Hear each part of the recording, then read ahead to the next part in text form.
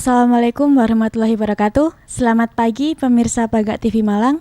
Bersama saya Friska Anggraini. Kali ini akan membawakan acara liputan khusus yang berkaitan dengan Hari Kartini. Bersama saya, hari ini saya akan memperkenalkan salah satu tokoh wanita di Malang Raya, khususnya di Kota Malang. Beliau adalah Ibu Haja Siti Romla yang biasa dipanggil Bunda Rosa. Yang saya dengar, Bunda Rosa ini adalah wanita yang multi talent. Beliau mampu merangkap berbagai bidang, baik politik, sosial, bahkan dunia entertain pun beliau ikuti. Ingin tahu seperti apa kerjanya? Mari kita simak. Silahkan Ibu untuk memperkenalkan diri. Assalamualaikum warahmatullahi wabarakatuh. Selamat pagi, Rahayu. Saya Bunda Rosa. Alhamdulillah kebetulan saya aktif di berbagai bidang karena memang saya suka dengan kegiatan yang bersifat positif, Mbak. Saya dilahirkan di Kota Malang tercinta ini dan saya dibesarkan juga di dunia politik juga. Ini termasuk bagian dari kegiatan saya. Saat ini saya juga menjadi ketua perempuan kebaya Malang Raya. Otomatis pada bulan April ini adalah hari yang sangat bersejarah ya untuk wanita di Indonesia karena ini Hari Kartini. Sehingga momen yang pas untuk memperkenalkan komunitas saya PKMR, Perempuan Kebaya Malang Raya. Kebetulan saya juga aktif di bidang perfilman. Saya juga menjadi Ketua Persatuan Artis Film Indonesia yang biasa disebut dengan Parvi, Mbak. Di sini juga saya berterima kasih di Malang Raya ini, khususnya di Kota Malang, anak-anak muda sangat antusias dan aktif bikin film lewat YouTube, lewat kegiatan-kegiatan di sekolahnya untuk bisa berperan aktif di bidang perfilman. Ini sangat bagus untuk kemajuan di dunia film. Saya juga aktif di dunia politik. Kebetulan saya bendahara Partai Nasdem Kota Malang. Dan di sini saya ingin kemukakan juga kepada masyarakat di Kota Malang. Sebagai seorang wanita, kita harus bisa bagaimana bersinergi, bermanfaat buat orang banyak, juga terutama buat keluarga. Kebetulan keaktifan saya di bidang politik ini sangat menunjang sekali dalam kehidupan bersosialisasi saya. Kebetulan saya juga ketua di bidang budaya ya, jadi PKMR adalah satu komunitas perempuan di Malang Raya, Perempuan Kebaya Malang Raya, yang mana melestarikan budaya dari bangsa Indonesia ini lewat kebaya. Dan budaya ini kita lestarikan dalam setiap kegiatan kami memakai jarit dan kebaya. Jadi tidak hanya pada saat Hari Kartini saja atau Hari Ibu ya kita memakai kebaya.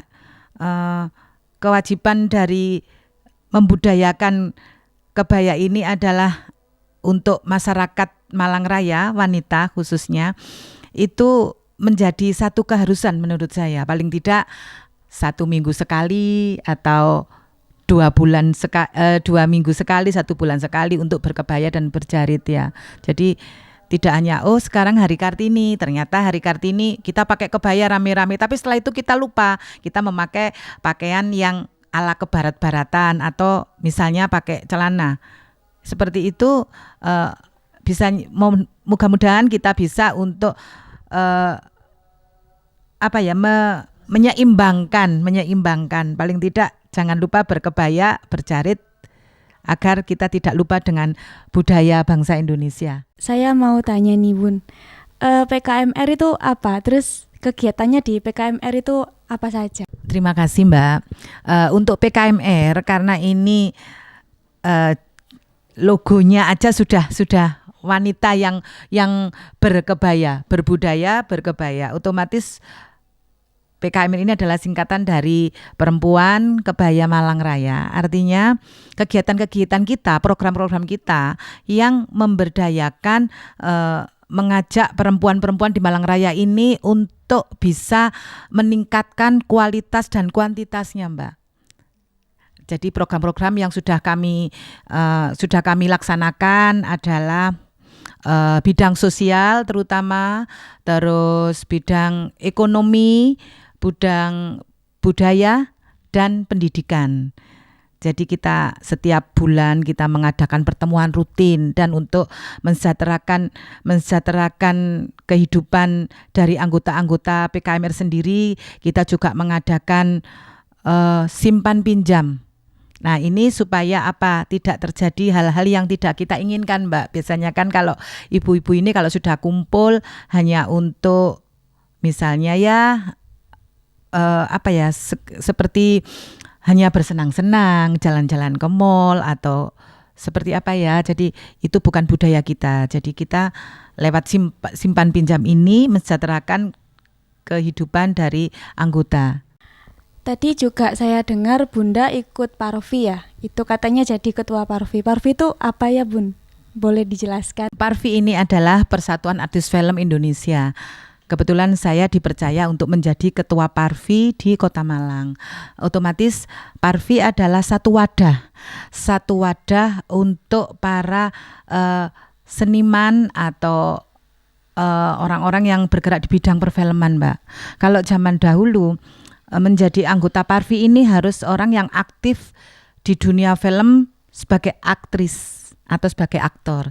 Tapi kalau sekarang ini yang penting orang-orang yang bergerak di bidang seni, baik itu budaya, baik itu teater atau perfilm sendiri, itu bisa masuk di Parvi. Ini wadah, Mbak. Jadi misal sekarang di Kota Malang atau Malang Raya ini ada banyak PH, bermunculan PH-PH karena kreativitas masyarakat, anak-anak muda, anak milenial semakin banyak. Nah, ini bisa masuk di Parvi, Mbak. Jadi kenapa bisa masuk di Parvi? Ketika anak-anak yang punya PH, anak-anak muda ini, Mbak, ini kan ada wadahnya. Begitu ada wadahnya, ketika ada sesuatu yang memang dibutuhkan untuk kegiatan film dari pusat, dari Jakarta, tinggal mengontak Parvi Kota Malang. Misalnya nih, mau bikin film, sudah ada artisnya dari Jakarta, kita butuh talent tambahan peran pembantu atau memang peran yang khusus ya, bintang-bintangnya ini peran utama, kita cari yang putra daerah, kita sudah menyiapkan. Nah, di sini otomatis untuk tayang atau untuk membuat calon talent ini bisa lebih dilihat kalau kita masuk di Parvi. Mau nanya juga nih, Bun. Bunda kan udah lama nih kelihatannya berkecimpung di dunia politik. Itu keluh kesahnya seperti apa waktu Bunda pertama kali berkecimpung di dunia politik? Terus keluh kesahnya apa ada suka dan dukanya gitu, Bu? Kalau dunia politik ini kan mengalir begitu saja ya, Mbak. Karena memang politik ini sudah sebenarnya setiap manusia itu punya jiwa politik ya. Jadi mulai lahir setiap manusia ini sudah punya jiwa politik. Nah, kebetulan saya suka di dunia politik ini karena kebawa lingkungan juga, Mbak. Kebetulan lingkungan kami adalah orang-orang politisi, sehingga saya sendiri juga aktif di organisasi waktu zaman sekolah.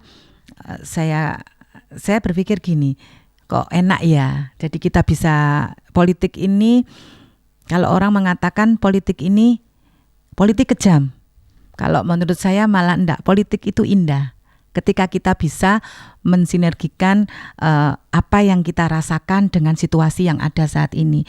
Yang penting saya suka dengan politik ini untuk satu, memang awalnya menambah wawasan ya, Mbak ya. Terus bagaimana bisa bermanfaat buat orang lain. Terus lewat mana yang kita bisa bergerak maju untuk membantu ya orang-orang yang memang perlu kita bantu. Nah, kita harus punya wadah. Nah, wadah ini yang bisa kita jadikan satu pijakan adalah politik ya. Jadi politik ini sangat-sangat, menurut saya sangat luas sekali. Begitu orang bisa begitu orang bisa masuk di dunia politik, maka orang itu akan bisa berkomunikasi dengan seluruh lapisan masyarakat. Dan politik ini, Mbak, sebenarnya bikin orang itu bisa pinter melihat, menyikapi segala sesuatu. Kalau awalnya saya itu mulai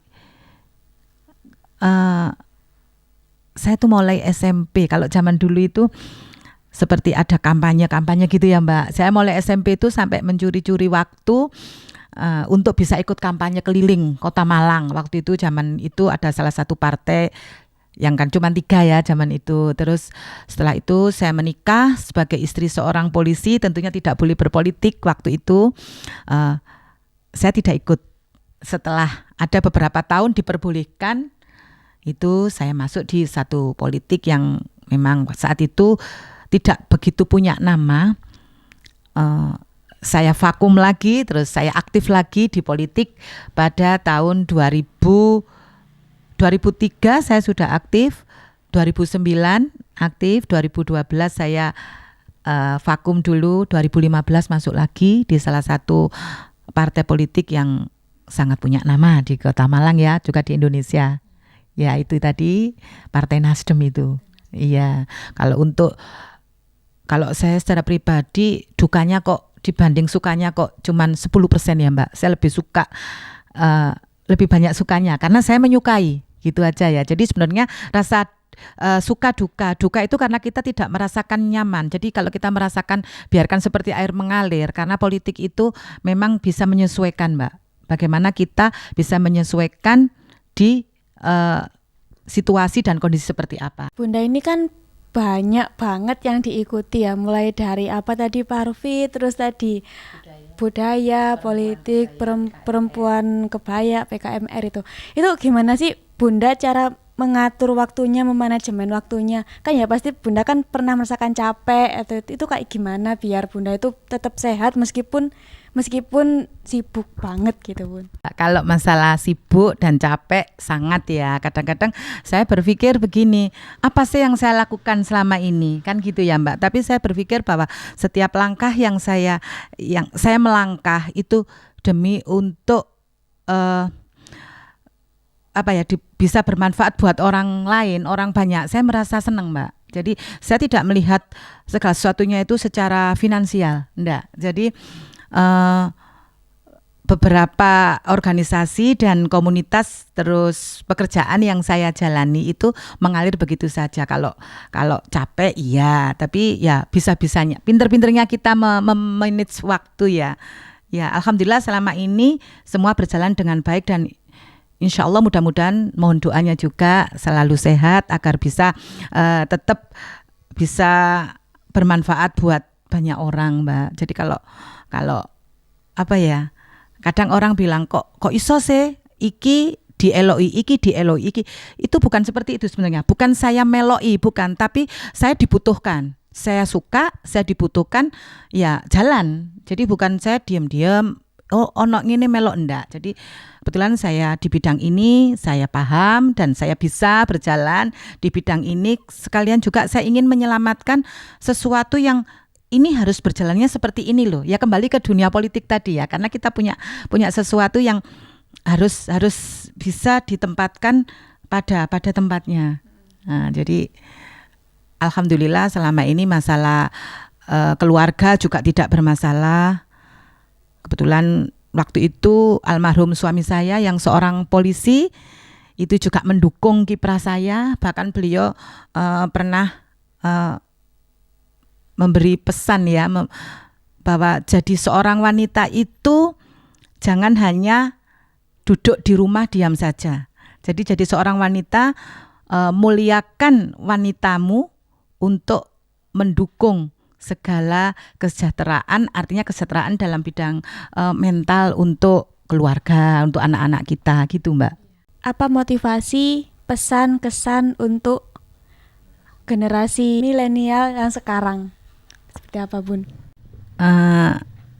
Saya berharap untuk kaum milenial itu bisa memanfaatkan waktu sebaik-baiknya, karena masa depan perlu kita tata dari mulai sekarang. Seperti saat ini rasa sosial para milenia ini harus benar-benar ditingkatkan ya. Saya lihat memang sudah sangat-sangat bagus, terutama dalam hal sosial. Kebetulan pada akhir-akhir ini alam mulai bergerak. Contohnya ada gempa di Malang Selatan. Nah ini saya berharap milenia itu paham bahwa ini perlu kita bagaimana untuk membantu meminimalisir keadaan seperti apa, atau memberi sosialisasi kepada masyarakat yang terkena gempa. Pokoknya mudah-mudahan, saya berharap ya untuk kaum milenia pantang mundur, bergerak terus maju untuk mencapai cita-cita. Jangan enak-enakan, cuman itu aja ya, supaya bisa jadi orang yang sukses. Apa harapan Bunda Rosa berkaitan dengan Hari Kartini, khususnya untuk Malang Raya dan seluruh Indonesia? Hari Kartini adalah hari yang sangat bersejarah untuk bangsa Indonesia, terutama untuk kaum wanita, khususnya Malang Raya dan umumnya seluruh masyarakat Indonesia.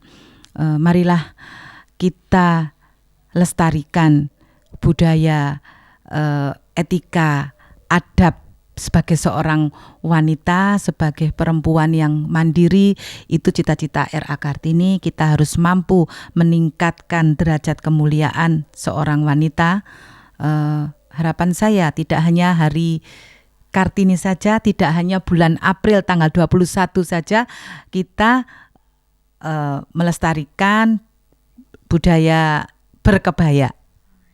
Seperti itu. Baik, begitu.